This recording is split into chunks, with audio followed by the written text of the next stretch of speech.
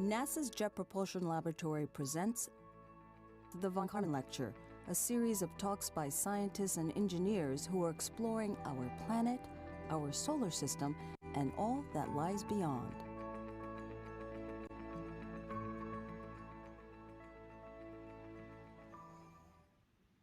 Hello everyone, and a very pleasant evening to you wherever you may be. Welcome to another remote edition of our Von Karman series. I am Brian White from JPL's Office of Communications and Educations, and before we go any further, we want to acknowledge the firefighters working hard and risking their lives up and down the entire West Coast. The Bobcat fire is right here in JPL's backyard, and we are grateful for their unrelenting efforts. And on that note, we do ask that if we have any technical issues, please stick with us tonight as we get them sorted out. Tonight's talk, Visualizing Space Exploration, AR, VR, and Emerging Tech, will show the leaps that have been made in developing missions and our ability to tell the NASA JPL story to you, the public. As always, I want to remind you that this is your space program. There are going to be a lot of links that you can go explore today. We're going to be adding those to the chat and to the video description. You'll get a chance to be involved in those. We also want you to be involved in the conversation. So if you're watching this on YouTube or Facebook Live, ask questions in the chat box, and our diligent social media team will bring in as many of those as we can. If you don't see the chat box, go ahead and reload your page, and it should be right there. Now tonight, helping us out with questions will be my colleague from JPL's Public Services Office, Nikki Wyrick. Hiya, Nikki. Hi, Brian. Thanks for having me tonight. I'm excited for all your questions, and I'm excited for our wonderful speakers. Awesome. Thank you for joining us tonight. It's going to be great to have you. We've got two speakers tonight working essentially two sides of the same coin. First up will be Sasha Samochina, the deputy lead of the Ops Lab here at NASA JPL. She's a creative technologist with a passion for combining art and science into her work, helping to create software that incorporates innovative forms of visualization to aid scientists, engineers, and astronauts in transforming their workflow, and leveraging that same experiential technology to educate and inspire the public to engage in STEAM. She will be followed by Jason Craig, technical manager and producer of NASA's EYES software. And he's been creating scientific visualizations at JPL for over 15 years, beginning with rendered CGI animations and progressing to real-time 3D simulations while working closely with scientists and engineers from dozens of missions. But first, our first speaker, she loves all things digital, animal, sound emitting, cosmic, and views the world through XR-colored glasses. Please welcome Sasha Samochina. Hi, Sasha.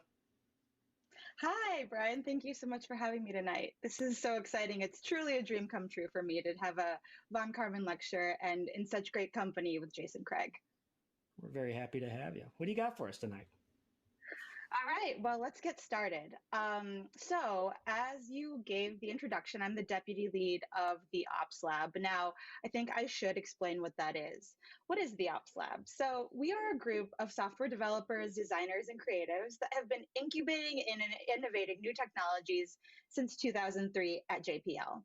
In terms of where we are in JPL, we're in the Engineering and Science Directorate, and specifically in the Planning and Execution Systems section. So that means we work on software directly for engineers and scientists. We focus on very research-based design and development to truly solve seemingly unsolvable problems for our scientists, engineers, and innovators. And we're constantly growing and focusing on collaboration and how to make our work more accessible to not only the people that we work with and at other agencies or other people at the agency of NASA, but to the public in general. And so today I will be taking you through some of those projects. Now, I'm going to be using some terminology today that is a little bit different for some people, so I sort of want to explain that. Augmented reality versus virtual reality. What is the difference? So in augmented reality, you have the physical and the virtual combined, and my lab mainly focuses on working in that realm. We work with the Microsoft HoloLens, which I'll bring out and show you a little bit later. And we also like to incorporate that into the utilitarian work of using tablets and phones, so something within your own reach, something that Jason and I collaborated on and that he will address a little bit later as well.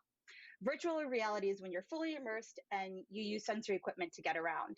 The cool guy terms for those are AR and VR. I might slip up and actually use those, but now you're all in my club with me, so we can do it together. So the Ops Lab has a ton of different projects, and here is just a little bit of a look of those. We do a lot of robotics work. We work a lot with Mars visualization, but today we are going to be focusing on two specific projects: Protospace, which is the project that I lead at JPL and in the Ops Lab, and Picard, which is procedure instruction and collaborative assistance for remote direction. Yes, I did do that. Which is a specific procedure tool built from Protospace that is made to help astronauts and other people in science and engineering do procedural work. Now, let's start with Protospace. Protospace is a 3D CAD visualization tool. There's another big vocab word there, CAD, computer-aided design. CAD is something that our mechanical engineers use to create their very, very complicated designs for spacecraft. And Protospace helps take those and put them into the real world at full scale, both using this device, the HoloLens. So as I said, augmented reality. So when I put this on, you can still see my eyes and I can still see you. But if I wanted to have Protospace on, I could simulate a spacecraft over you, which I don't know what spacecraft would actually be small enough to fit on my screen. But let me show you a little preview of what something through the eye of the HoloLens would look like. I'm going to just speak through this video, so bear with me. So Protospace is, as I said, a 3D CAD visualization system. This is what you see through the eye of the HoloLens. You can work collaboratively with people all around the world, both in the same location or in different locations, looking at the same model and seeing it in full scale. Our mechanical engineers are really used to just working inside 2D in the computer all the time. And when they're able to see their vision fully come to life in the room with other people, they're really able to solve and see problems before they even machine one part of the spacecraft part or subsystem. So we have a web component as well. So if you're not able to join a HoloLens, you can join in on the web. And that's really useful because for people that are not having the computers that can take all of the energy to spin around a CAD model, they're actually able to do that from the web. And so this tool is used in a lot of different sessions and it has several tools. You can move a model, you can rotate a model, you can create a cross section in a model to see what's going on inside there. And you can scale a model up and down. So if the model is too big to fit in the room, you can make it small enough to work on. So this is kind of a really kind of technology that we're using a lot, including taking virtual things and matching them up to actual things. So this is where the procedural work with Picard comes along, where you can do a step-by-step procedure virtually instead of doing it by reading a piece of paper. We worked really closely with the ISS and Scott Kelly, which I'll get into in a second. And I'll show you how that sort of procedural work grew into a more robust as of late with the vital ventilators for the JPL emergency ventilator project. So let's get started with kind of unpacking a little bit of what I just said there. As I said, Scott Kelly used our Picard procedural device, formerly known as Sidekick, on the International Space Station, or the ISS, another cool acronym. So here we see a mock-up of what we did when we did our first experiment. This was something where Scott Kelly actually took we sent HoloLenses up to the space station, and Scott Kelly was able to don one and go through a really simple procedure without reading any paper or looking at any screens. Everything he needed was on a heads-up display on this device. He also had a mission control remote assistance person guiding him through the steps. And so this was our first sort of foray into seeing how can we do this kind of work without having people present in the room. So a lot of remote work, which is very relevant right now. That brings us to the next step, to the NEMO mission, or NASA Extreme Environment Mission Operations. Now, NASA Extreme Environment Mission Operations is a very, very cool mission that happens every year. It is something that takes place underneath the water in the Keys outside of Florida, excuse me. NEMO stands for, the cool acronym for this is NEMO. And so this mission sends a group of astronauts, engineers, and scientists to live in the Aquarius habitat, the world's only undersea station. in the world. So the world's only undersea station in the world. That makes sense. So for up to 3 weeks at a time, they go on these really cool missions. The Aquarius habitat is a really convincing surrounding for space analog mission and exploration. And so we were able to participate using Picard with this amazing group of scientists and astronauts, or aquanauts as they're called, because they're astronauts underwater. How cool is that?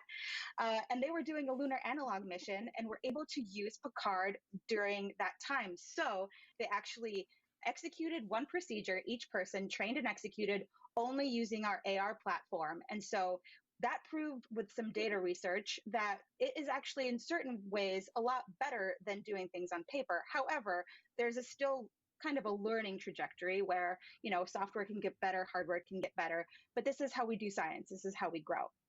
And so from this research, we actually had a really interesting opportunity, which, you know, albeit a sad world that we lived in March, where all of this came down, and JPL and the innovative people that lived there tried to figure out, well, how do we make this better? So really, really amazing innovation team, including the director at office, our wonderful engineers and scientists, all put their heads together and decided that they were going to work on creating a ventilator, an emergency ventilator that could be licensed and produced very easily and cheaply for licensees across the world. And so I was brought in with our Protospace team to figure out how could we create instructions that could be used really easily for both assembling the ventilators, but also using the ventilators. And, you know, it was a little bit of a head scratcher at first. We were thinking virtual reality, augmented reality, but then we're thinking, wait, no, first research. So after talking through with our wonderful JPLers that were already working on the project, we got data on how best to do this kind of work. And so here are some pictures of some of the team members that helped out, and they're wonderful. And I just want to give them a big thumbs up and hello out there if you're watching. So the first video that you'll see is an assembly procedure module that we made. This is a step-by-step procedure. On the right, you see the CAD model of the assembly step for making the ventilator. Each sub-assembly first is put together, and then you put the whole thing into the ventilator box. This way, you could click on any part of it, turn it around in 360-degree space in any browser. You could cache it and do it without the internet. And you could also see a video on the left. If you needed clear instructions on how to work things, you could definitely just open that up and watch it. So language is not quite the barrier here because it's very visual. However, if you are caching it on a browser, you can also do some translation. So now, as we're having licensees begin to assemble these things, we're going to see how positive the feedback can be or what we can work on to make this better. But this is a way to take something astronauts were using underneath the ocean to train and take it right into JPL and then across the world and across the nation in an emergency situation. And so from the other side of those things, we worked on the operational side. So we first started with just finding any respiratory therapists, any nurses, any doctors that we knew and talking to them about how best to do this. We had these ideas of fancy and flights of fancy on how we were going to use augmented reality to look at the face of the ventilator, and all of these things would pop up. Sounds cool, and I think we should do something like that at some point, but not for this project. For this particular project, we learned, and our design team, who was amazing, got all of the data to know they just want something simple, something mobile, something they can click through that'll take them right to where they need to be. So through design work that was previously done by a wonderful team in communications, we were able to create this website that is a mobile-friendly website that just takes you through to what you need to know immediately. Again, you can cache it. You're probably not going to use it when you're in an emergency situation, but if you need to, you can get there. And again, we have the videos with our wonderful hand model, Michelle Easter, who shows you how to use the ventilator in real life. So really answering those questions that you might not be able to answer without actually seeing someone do it. And so that brings me kind of back to a point of thinking of all of this together. I know I just said a lot of things kind of quickly about this trajectory of how augmented reality can really help people remotely work together. I think in this time, we are specifically needing more innovation in this world. And, you know, sometimes expensive hardware is too much to take. So you have to kind of pivot and work together to think of new solutions. And I like to think of the Ops Lab and the Protospace team team and everyone at JPL being very, very quick to pivot and do those things. So also, this work needs to be taken and ported to the public. And how are you going to make it better? And how can you kind of be the next generation of brains to think through this sort of thing? So that's where the collaboration with Jason comes along. Jason's team made a wonderful product a very long time ago, which was beyond its time, called Spacecraft 3D. That product was taken and ported to a new AR version called Spacecraft AR, which Jason will show you where you can download. But it's sort of a Protospace light. So you can take a model, download it, and with a friend collaborate on doing different things to the model, sizing it up, sizing it down, putting it all around your apartment, taking selfies with it, which is pretty fun. And so this shows you how something like this something that's an engineering tool can be taken and ported into a more of a lightweight usability tool for children and I should say not just children, adults, anyone. I mean, I pull this out all the time and show everyone because I think it's the most incredible trick you can get out of your pocket. And so with that, I just want to say thank you. And I want to kind of bring it back to Brian and see if we have any questions out there for me. Yeah, lots of people are very interested in this. And I love how you caught yourself there, because I nerd myself out all the time. I'm like, oh yeah, this is very important JPL stuff. And it's anybody can get some of these things and share it with everybody. But Nikki, what's everybody saying out there? What do they want to know?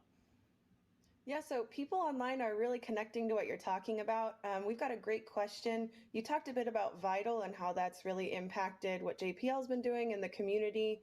And we've got a question here from Shannon online. Shannon wants to know, how do AR, VR programs and visualizations help us look differently at our world here on Earth?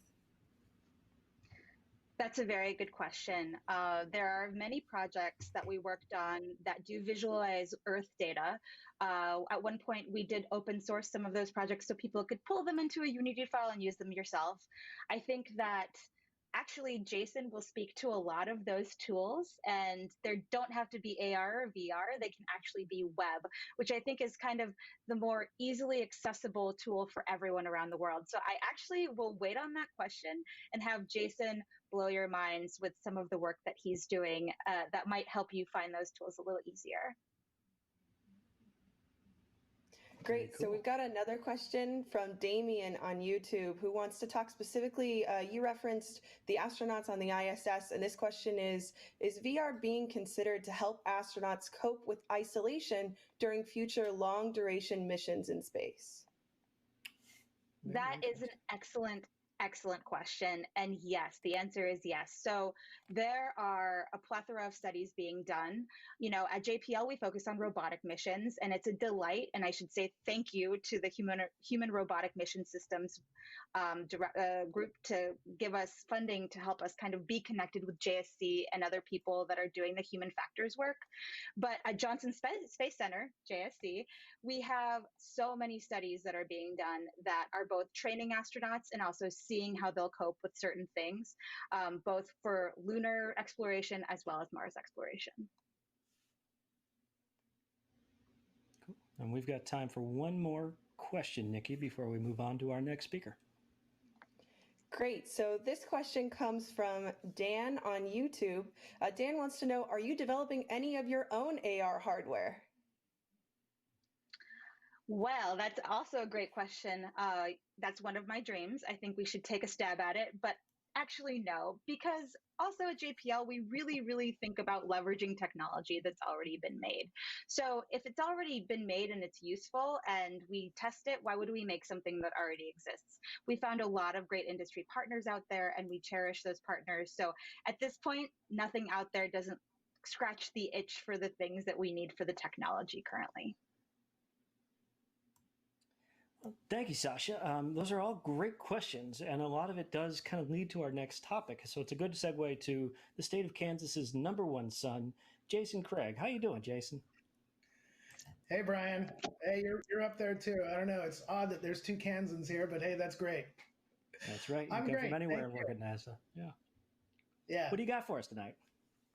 Well, I want to say thanks to Sasha, first of all, for setting me up so nicely. And the Ops Lab is just always doing super cool stuff. That Vital stuff is just amazing. Just amazing.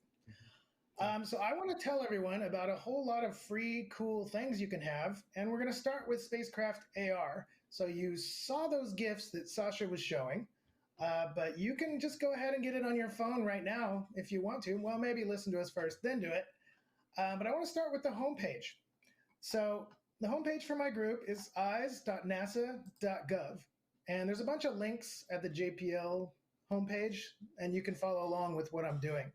But from eyes, you can link to a lot of it. So as you can see, it's right here. There's a lot of stuff going on, but I want to start with the mobile apps down here. So you click on here if you need the link to them. We have two apps. One is Earth Now, which tells you the latest about Earth. And the one we just talked about is Spacecraft AR. You can get it right now on your iPhone or your Android and have fun. You can put the rover on your kitchen floor. You can go outside and see how big Voyager is. It's nuts. All you need is a horizontal surface and you're good. But I want to show you our real-time 3D simulations that we do. It's free to the world. Taxpayers paid for it. You may as well see what we're doing out there in space. First, I want to show you this cool little website called Deep Space Network Now. This is so simple, yet it's amazingly popular. It tells you who is phoning home from space right now. So if you look here, you can see M20 means Mars 2020. That's our new rover on the way to Mars, and it is actually talking to Spain right now. If you look in California, oh, this is good timing. Voyager 1, launched 43 years ago, is still talking to us. So Voyager 1 is phoning home from way out there. And then Canberra looks like nothing right now. So Deep Space Network Now, pretty cool. All right, but I want to show you a really nice live solar system you can do on your phone so you can see where everything is right now. So it is called the Orrery. It's Solar System Interactive, and you can go anywhere in the solar system. This is a real-time 3D simulation of most of our live missions out there. So I'm going to start with Mars. So when we go to Mars, you can right away, you can click and drag, move it around, see what's going on. I'm going to maximize that too. So this is Mars right now. Look at all the stuff we have going on. We have a lot of orbiters. We have a couple landers and another one on the way. So let me just pick one. Here's Mars Reconnaissance Orbiter. Double click on the label and in you go. So there it is. Ooh, and I'm streaming in HD tiled textures at the bottom. This is all accurate. This is literally where it is this very second. That's how fast it's going. That's its actual size. You can compare the size right here. So let's compare it. There it is compared to Juno. Another big mission, but let's give you a little scale. There is a person. So there's our little person right there. That's how big this spacecraft is. But I'm going to close that. So you can just wander around and see what's cool out there. Now, we talked about the ISS earlier, so let's go look at it. International Space Station. I'll try not to do acronyms. We're just kind of addicted to it at NASA. So ISS, let's go look at it. This thing is so cool, and this will be another live shot of it right now. So there it is, and we're going to stream in the really cool textures below, the HD textures. So the space station has been up there for 20 years. There's been people inside it for that long. This is, again, where it is right now. That's where its solar panels track the sun. You can see the sun back there. Really cool stuff. And you can search anywhere on the search tab. So if you're interested in something in particular that's out there right now, you can just type it. So if you want to see Voyager, let's see how far out that thing is. It's really far. So there it is. It's so far out there that Pluto is way back there. But there it is. There's a gold record. We told aliens how to find us, where to look for us. It's all written on the gold record. Carl Sagan did that. Really cool stuff. So that's our Solar System Interactive, but you can actually access this through very large NASA main websites. You can get it from NASA's solarsystem.nasa.gov site, Solar System Exploration. It's just this icon right here. You click on that, you go to the same thing. In a similar way, you can check up on Earth. So at climate.nasa.gov, you can see how our Earth is doing right now. Now, we are all in California, so we are experiencing some fires very near us right now. The air is not so good. So let's keep an eye on that. Let's see how the air is. So I'm going to click on that little icon, and now we go to Eyes on the Earth. So when you go to Eyes on the Earth, you see our Earth fleet. We have a lot of Earth satellites. Most people don't know that. And we have the latest event, a hurricane, but this is Earth yesterday. So this is a global mosaic of Earth yesterday. So you can see the smoke there. Yeah, so this is the one that's right near where we are. That's the one that's going right now. So let's take a closer look at that. Let's go to vital signs. Let's go to carbon monoxide. So NASA's fleet has a whole lot of really cool instruments up there that can detect things like carbon monoxide, which is what you get when you light a match. Any kind of fire will give off CO. So let me animate this data here. Look at those plumes of carbon monoxide. First of all, the Amazon has a lot of slash and burn fires going. You know, we think our fires are bad, but look, the Amazon is still worse. But here are our fires. So that's not fire, that's the smoke. And the smoke we're detecting is carbon monoxide. So you can see the dates kicking by here. And you can see it starts in SoCal all the way up the West Coast. And all of our smoke goes all over the place. So the jet stream picked it up and pushed it to the East Coast. And it didn't stop there. It actually went to Europe. So we really are one world. There really aren't any boundaries. So we have to keep an eye on Earth, see what's going on. Also, carbon dioxide, surface temperature. Now this one is pretty easily graspable. Here's a 3-day average of what the temperature is. This blue line is the freezing line. So everything inside there is 32 degrees Fahrenheit or 0 degrees Celsius or below. So it's good to see that Greenland is still frozen. Antarctica, it's got a nice big ring around it, so that's good. But you can go back in time and see how this line shrinks and jumps around. But you can hover over this, see what the temperature is. So check out Earth. We have a lot of stuff here. Soil moisture, sea level variation, total precipitation, even the field of gravity itself. You can actually see how gravity is fluctuating over time. We measure the fluctuating field of gravity, which is amazing. That's the GRACE FO, GRACE Follow-On Mission, actually detects changes in mass from above.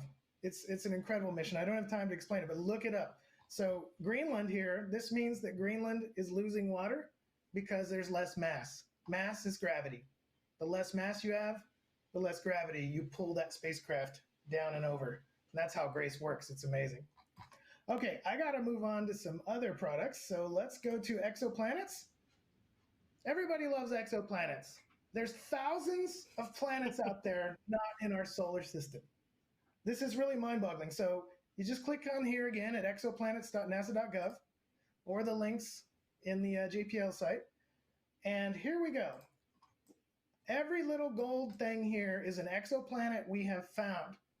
We have found exoplanets in other systems in our galaxy. This is pretty cool. Now, let me pull way out for some serious context. There's the galaxy.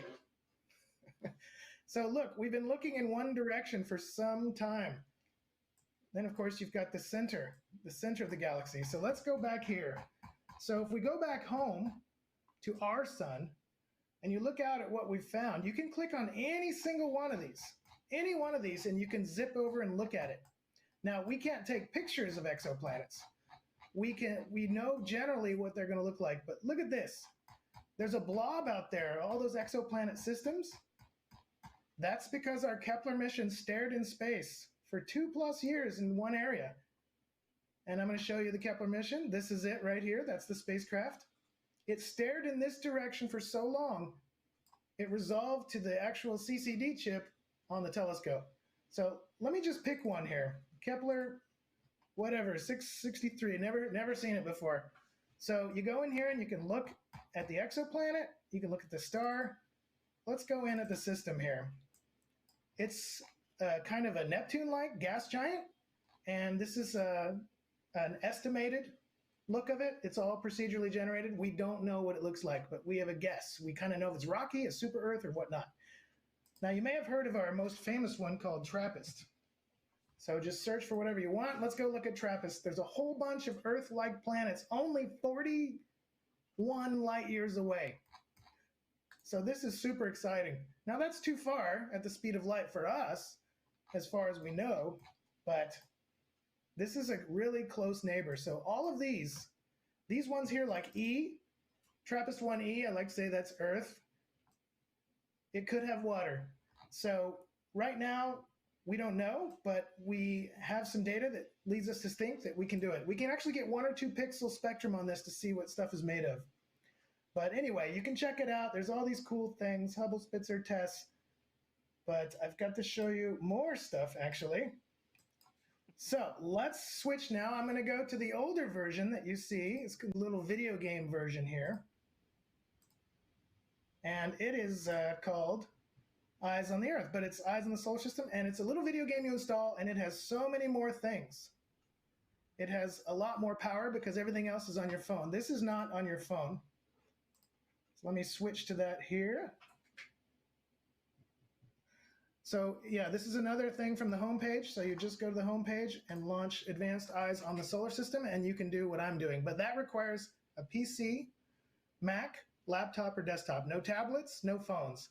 But it gets really, really detailed, and I'll show you that here in this right now. So, Jason, so this is one that anybody can get anywhere as long as they have those, right? They're at school, that's right. If they're at a library, they can download it because it's free. And it's for everyone. Okay, so you should now see it on your screen. Yeah. This is Advanced Eyes on the Solar System. So I'm going to go straight to a super cool event that nobody really, you wouldn't believe it happened. Part of what I want to do is show the public what we're doing, because absolutely most people don't know like a tenth of what we do. NASA is incredible. I learn stuff every day. There's so many cool things just at JPL, Jet Propulsion Laboratory, going on, and there's so many NASA centers. There's an infinite amount of things to learn and find out, but I want to show you a really awesome event that happened in 2015. We had a spacecraft called Cassini, which is an amazing spacecraft that never failed. It was out there 20 plus years, and it did something amazing on October 28th, 2015, and here you can see it. Basically, we wanted to know what's going on with this moon of Saturn. So there's Saturn, and right on this side is a moon called Enceladus, and it is doing something very strange. It is spewing something into space 24/7. I mean, geysers. We call them plumes, geysers. So this is the actual speed, and we actually, I'm going to pause it because it goes so fast. We actually took our multi-billion-dollar spacecraft and flew it into these ice crystals because we need to know what it's made of. This has huge, huge cool ramifications. So we are really close. In this program, you right-click, you measure distance, you click on the other object, and you can bring up how far away it is. So you can see that it's only 28 miles from the surface. And we actually pointed our spectrometer right into this stuff because we need to know, is this water? And if it's water, does it have some extra special ingredients? So let me go back to playing this. So we did analyze the risk. There was a very slight danger to the spacecraft, which is nuts. So we waited more to the end of the mission to get this close. And we flew it straight through these plumes. And the amazing result is it's 99% water.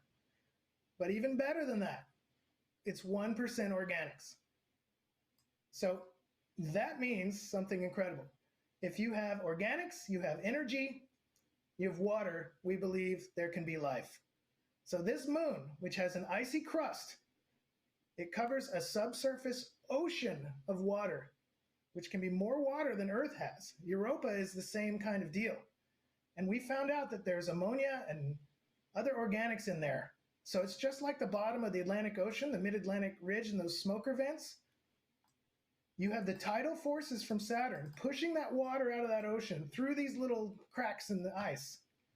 And it's continuous. Saturn is so big, it's a lot of gravitational tidal forces. So we want to go back there. We didn't know this at all. We had to go fly out there to see it while we were already there.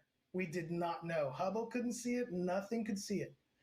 And then we actually flew through it. So that's Enceladus. That's an incredible story. That's an incredible mission. You can do all kinds of cool things here in the top right, like you can watch the rover land on Mars, and the Curiosity land on Mars, which is pretty cool. So we actually did a crazy procedure, but actually I'm out of time. Please check that out on your own. You can actually, let me just do the Cliff Notes version. We put an SUV on the surface of Mars back in 2012, and we're going to do it again. Whoops. You can get dizzy with this stuff. I'll try not to do that. Also try it right side up. So we actually landed on Mars like this, and this is going to happen again in February, which is really amazing. So please check this out on your own. We actually free flew something by remote control from Pasadena to land on Mars, and we're going to do it again in February. So super cool. Okay, I think I am just about out of time here. So thank you very much. I'm going to send it back to Brian. Well, we got a lot of great information in there, and everybody's asking questions. So, Nikki, what's going on? What do they want to know? Sure, we've got a great question.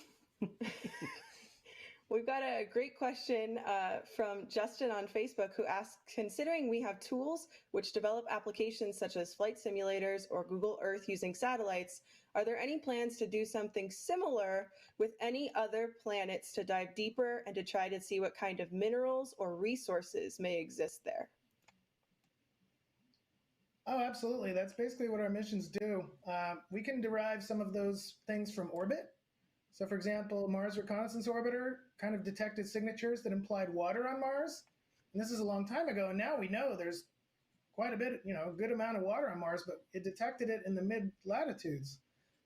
So that's part of the reason we go to Mars, is to see that. But it's hard. It's much better to get there first to detect these kind of things. There's only so much we can do remotely. But yes, that's all missions that leave our planet are going to find out a lot about the signature. That's quantum mechanics, that's spectrum. It is a crucial part of science. Very cool. That's great. We've got another question from Amal on Facebook, who asks, can we find comets on eyes? Yes, absolutely. There's a full comets section in the video game eyes, for which you can't do on your phone. It's laptop or desktop.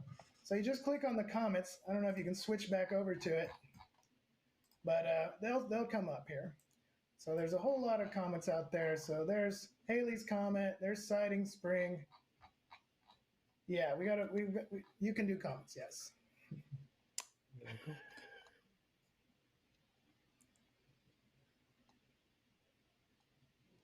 One last question, Nikki, before we bring everybody in. Sure. So Sinisa on Twitter is asking if you all can stream a VR 180 camera so we can finally all hang out in space. Yeah, that's kind of flight hardware that probably won't make it on. It's tough. It's tough to get that kind of hardware on a really expensive mission. That would be cool though. But we do have cameras. You can, when the rover lands, you're going to watch it go through the atmosphere from a couple different cameras. Descent cam, there's one on the descent stage, there's one on, it's really cool stuff. So yeah, our Juno mission just put one visual camera on it, kind of almost as an afterthought, because the science was so important. So those kind of things, even though I love them and we all love them, the science usually takes precedence.